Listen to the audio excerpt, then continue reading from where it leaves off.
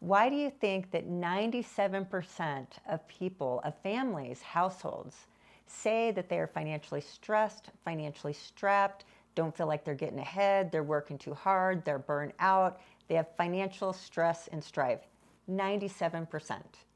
Well, today I'm going to talk about the 3 reasons why most families are stressed out when it comes to their finances. I'm going to sum all that up in what I call the money spectrum.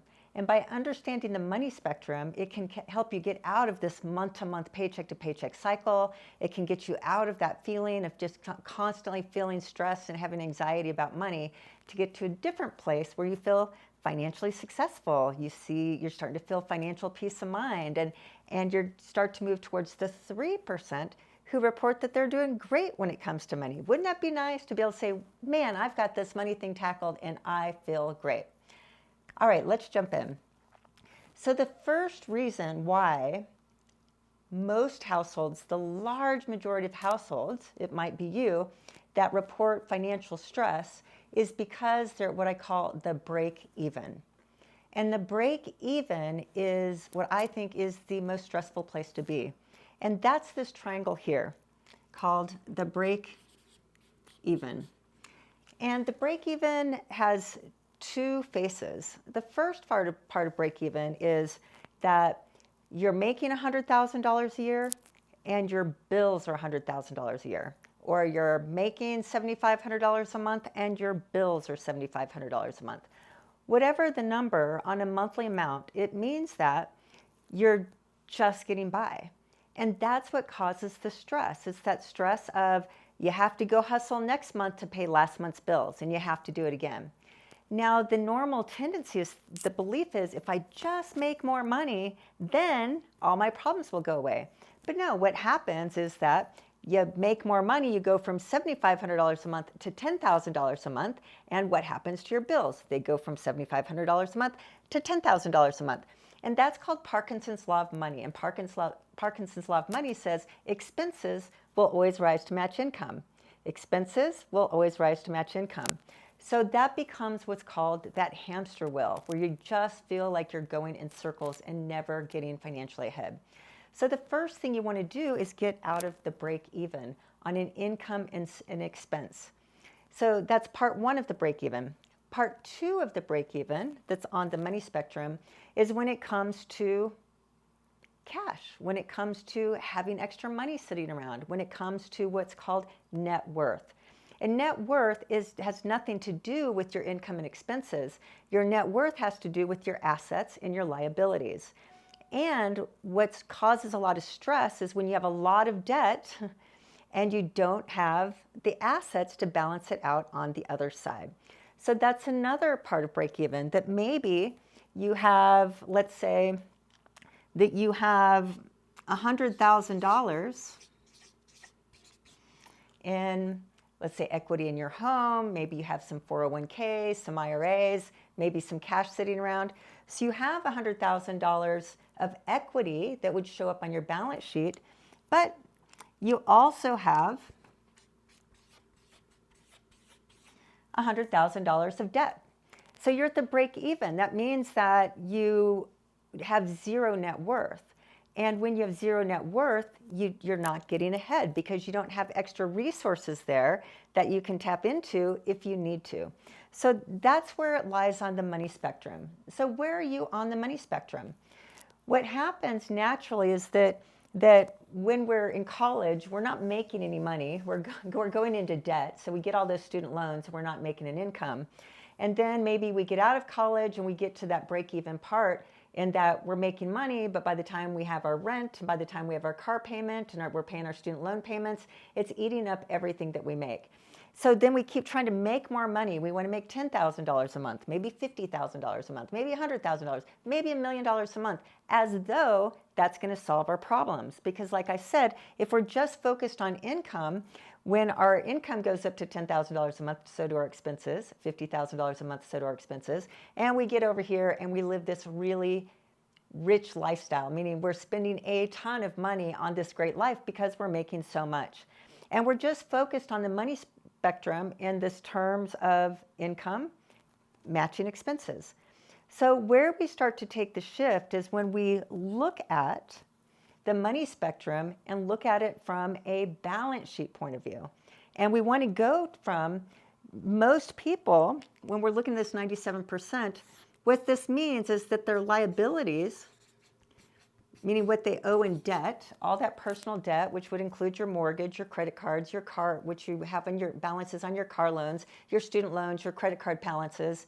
When you add all of that up, that means that you have more in liabilities than you do over here on assets. So what we want to do is we want to start looking at this and calculating how much is my net worth? Where am I on the money spectrum? Because if you want to get out of that financial stress, you want to focus less on making more money. Yes, we always want to make more money, but we want to focus more on increasing our net worth, growing our net worth. So net worth is something reflected on a balance sheet. And if you want to be wealthy, you want to be rich, like truly rich in a wealth standpoint, and you want to get out of the financial stress, you want to get what's called in the black, where it means that if you have $100,000 of liabilities, but you have $250,000 of assets, you're on the right side of the money spectrum. You're on the right side of the break even. So over time, when we're in debt in college and getting in debt, what we want to do is we want to keep moving intentionally to the first step. If you are in debt and you don't have any assets that are more than your liabilities, the first step is to get to break even. But then the next thing you want to do is start setting these benchmarks and timeframes for growing your net worth over time. Is that in 6 months, I want to have $10,000 of rainy day fund where I have an extra $10,000, maybe paid off your debt here. And then it's like my next step is I want to have $50,000 and have more cash sitting around. So usually the first step is to get to this place where this is called savings, where we have cash sitting around. Cash is peace of mind. It's liquidity. It means if we lost our job and we had $50,000 sitting here, we'd have some wiggle room to pay the bills until we get the next job. Or if we want to quit our job and start a business, for example. So we start building savings and just get in the habit of storing cash. And we're getting out of this break even. So that's this first step. And the second reason why 97% feel financially strapped one way or another, and they're having fights at home, they're not sleeping at night, they're getting a second job, they're anything that comes with feeling overwhelmed due to the finances. The second thing that's important to do is a simple calculation, and I call it, how wealthy are you? And I think this is it's a fun exercise. I think it's a revealing exercise. And how wealthy are you? This is how you think about it. So the exercise is I wave a magic wand, and I'm just going to wave this magic wand, and I'm going to say, okay, starting today, you can never earn another penny again. So you can't ever earn again. No one in your household can earn again. So today is your last paycheck. Now just think about that for a moment. Today is your last paycheck. How would that work? How would you feel? How much anxiety would that cost you? So, but it's really important to do this, like to really think, if today were my last paycheck, what would I do? So that's part one of the exercise. Part two of the exercise then is determine how much does it cost to pay your bills every month. And to make the math easy, let's say it's $10,000 a month. So your bills are $10,000 a month, and you cannot earn any more money. So now the third thing is to calculate how much money do you have in assets, sellable assets, that you could turn the assets into cash or cash. So let's say you have $10,000 sitting around in your checking account. And let's just say that your personal residence doesn't count in this, but so let's say you have $10,000 of cash sitting in your account. Let's say you have I don't know, let's say you have an old car that you could sell because you can cash in that paid off car that's maybe a collectible or something. Perhaps you have some stamps that you could sell. Like, look around your house and look at anything that could bring in some value. What could you sell it for? Maybe look in the basement, all that stuff that's been collecting, could you sell it? Airbnb or Facebook Marketplace is a great place to get rid of stuff and bring in some cash. So look at everything you could sell and total it up. Total cash value of everything you have. Now here's the caveat. You don't want to go down in lifestyle. So you don't want to sell your house because you have to have a place to live, and you don't want to go down in lifestyle necessarily. So the money in your house doesn't count because that's there. And you don't want to get rid of your cars because you need to drive from point A to point B. So you don't want to decrease your lifestyle. You need to know the cost of this lifestyle that you don't want to change. And you want to know what the cash value is of everything that you could sell to be able to cover the cost of your living expenses since you can't work anymore. So then let's just say that we have $50,000 worth of cash, or cash that we could access because we could sell. And if our expenses are $10,000 a month, then how wealthy are you is you're 5 months wealthy. That means that you could live for 5 months, not change your lifestyle, and carry on and keep your current living just the way it is. But is 5 months enough? Now, statistics show that families, the large percentage of families in the US, have less than 2 months of money available. So that means they're 2 months wealthy. So how stressful is it in the back of your mind that you just know if anything were to go wrong, you do have to downsize, you do have to sell things, you do have to go in more debt. Something terrible is going to happen financially if something bad were to happen, like losing a job or having a health crisis or any other number of things that might cause you to not be able to bring in that income. So that's why people are stressed, because they're at break even or they're less than that 2 months. So how we become less stressed and gain more peace of mind over time is we want to extend how wealthy we are. And we want to go from 2 months to maybe 5 months to 12 months to 2 years to 4 years. But think about it. If you have 2 months of reserves in some form or fashion available to you, if something were to happen, how stressful is that compared to if you have 2 years worth of wealth available to you and something happens? You're going to be far less stressed. You know, you have time to get through the health crisis. You have time to find the next job. You have time to start that business you've always wanted to start. So that's why we want to get to this right side of the money spectrum. And the first goal of that is to really get like 6 months of cushion there, that if something bad were to happen, you've got 6 months of runway. And that's the first goal if you're at 0 months or 2 months, that you want to get to the 6 months. When you get to 12 months, even better, because life happens. I had a huge health crisis about a decade ago, and it took me out for 2 years. And once my body gave out, so did my business, so did my income. So it's only because I had cash value and assets, I was able to sell those assets and live off some of the passive income from those assets, that I was able to get through my health crisis, and I was able to get on my feet. Once I got past that, I was able to get back on my feet and start over again pretty quickly. But I can't even imagine if I'd had the financial stress on top of the daily fear and stress and everything that went on while I was trying to figure out what was wrong and get healthy. So you just never know when that day might come where you can't work anymore, maybe permanently forever, but like in my case, where you're out of the game for a couple years. So that's what we want to do. And the goal here is when we say something like, I want to be a millionaire, there's a reason why. Like we say, like, yes, I want to be a millionaire, because who doesn't, right? It sounds like a big number, but it's something more than just wanting to be a millionaire.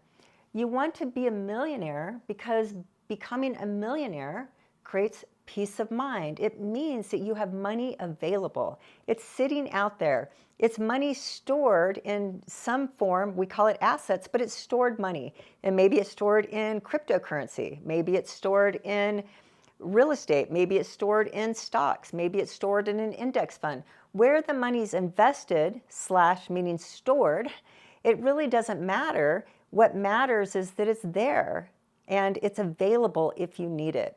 So that's what saved me when I got sick, is I had stored money out there that I was able to sell to pay for my life, to pay for my health care, to pay for all the things, so that at least finances, lack of finances, didn't add to the stress of what already was going on.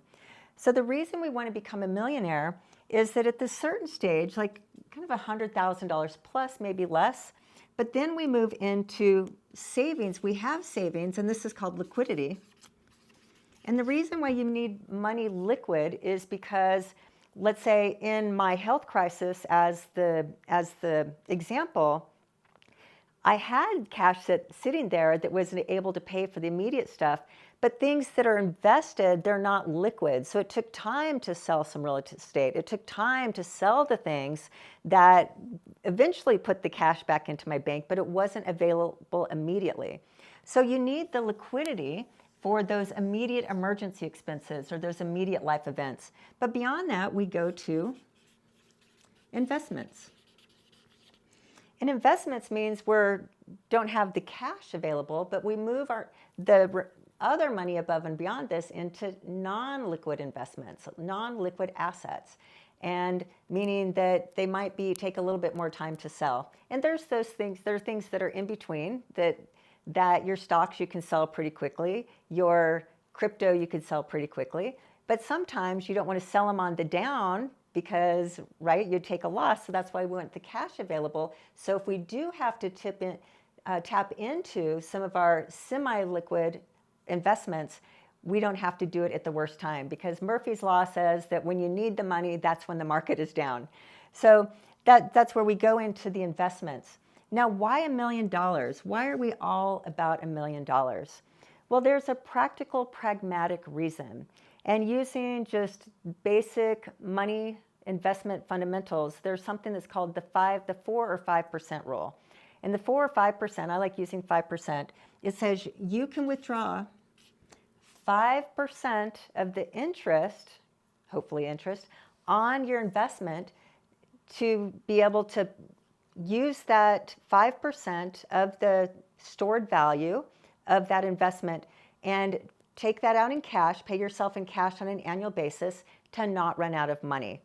So that you don't, if you have $1 million sitting here, for example, you can pull out 5% and the $1 million stays whole, and you live off the 5% interest, which would be $50,000.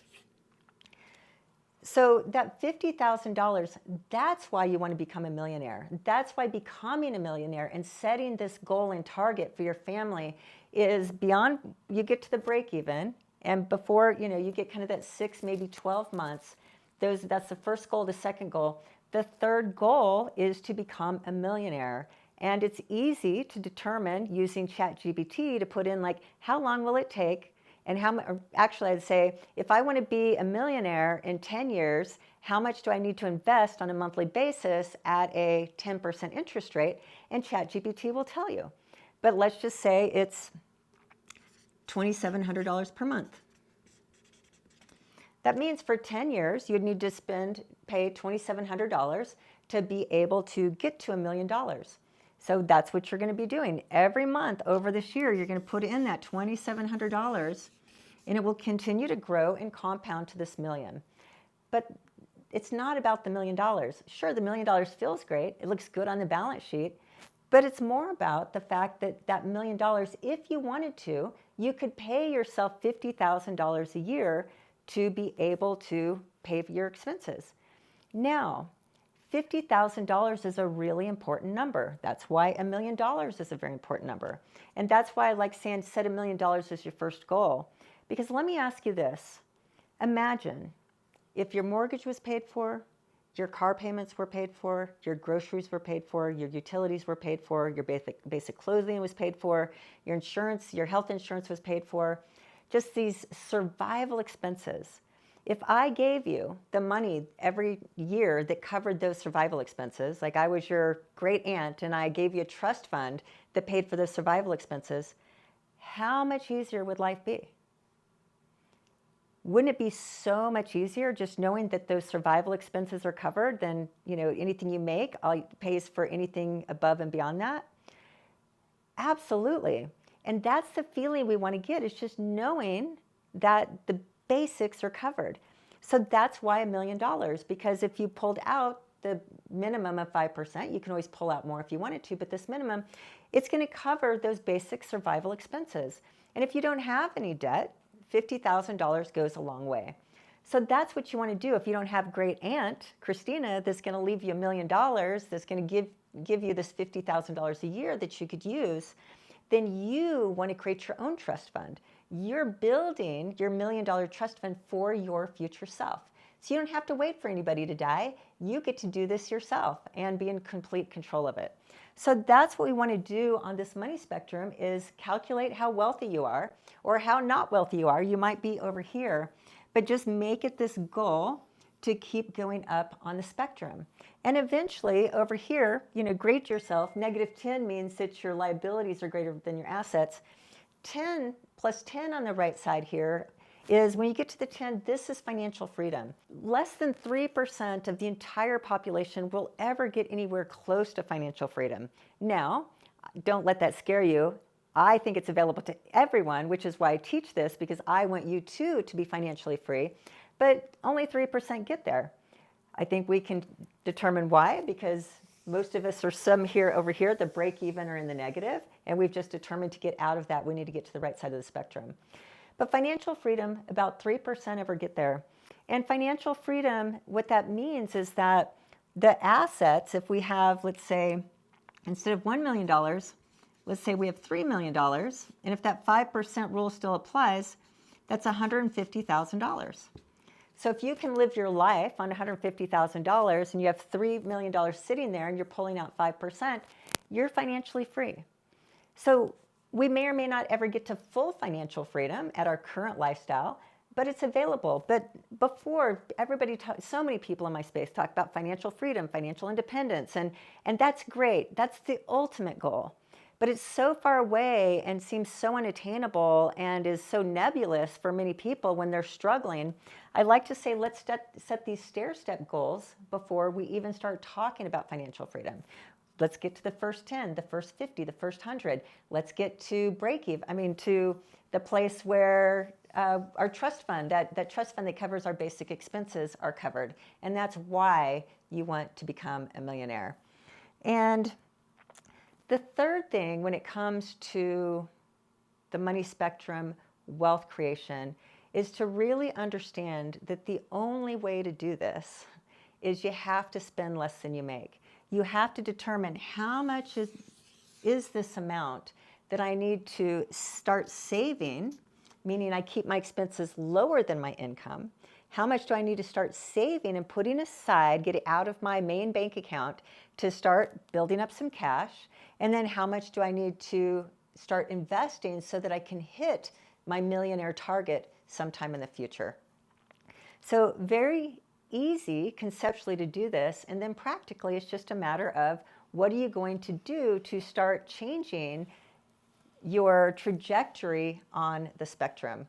And one final thing I'll say here is the reason why we're stuck in this break even on a month-to-month basis is because we have our income, like I mentioned, and then we have our expenses. So what we do is we have income that is what I call determining our expenses. So like I said, if we have $10,000 of income, our income then tells us, okay, yes, we get to spend $10,000 a month on our lifestyle. Then you go up to $20,000 of income. There's Parkinson's law that happens. It's like, yay us, we get to increase our lifestyle. We get to buy bigger houses and better cars, and our expenses get to be $20,000. And so on and so forth, and that's the trap. That's that break-even trap. How we switch it is we reverse it. We let our expenses determine our income. So let's think about that for a moment. What do I mean when I say we want our expenses determine our income, not our income determine our expenses? When we look at this, is looking at saying, hey, if my expenses are $10,000 a month, then that means that my income needs to be 20% greater than that. So what we want to look at is we want to keep our expenses to determine, okay, that means my income needs to be 20% higher, and that's, let's say, $12,000 a month. And that's what you want to look at. It's like, okay, can I earn $12,000 a month? Or as a household, can we earn $12,000 a month? Because we need to make sure we add on this amount of money, whatever this is, that is the amount that we're going to save and use that savings to invest later on to be able to make sure that we can start going to the right. We want the trajectory to be that way. But that's what we want our expenses, like, hey, here's our expenses. Like, well, we don't have a way to generate $12,000 a month. Then it's like, okay, then we need to determine our expenses are $8,000 a month. And if we want to add 20%, and then it's $10,000 of income, it's like, okay, we can make $10,000 of income. But it's just important that we flip-flop what everybody else is doing. And I'll close there saying that you can't do what everybody else is doing unless otherwise, you're going to get the same results that everybody else is getting. And like I said, 97% of the population reports that they feel financially strapped, financially stressed, they're not getting ahead, they don't have enough retirement, they don't have enough saved, family conflict, kids, you name it. Like, it just goes on and on and on as these different layers that cause families to be stressed out about money. So, takeaway from here is change where you are on the money spectrum. Finally, I have a course. It's called my Curbs course, which is basically curb your spending so you can invest to a millionaire. And I'll put a link to some information about that if you're interested, because this is what I teach in my courses, is how to pragmatically start getting from the left side to get all the way to the right side. And I'm sure you've subscribed by now, so thank you for subscribing. But if you found anything about this helpful, please like the video and comment. Let me know what your thoughts are. Let me know how wealthy you are. Let me know anything that stuck out, or even if you have any questions, I'd be happy to answer them. Thank you, and I'll see you next time.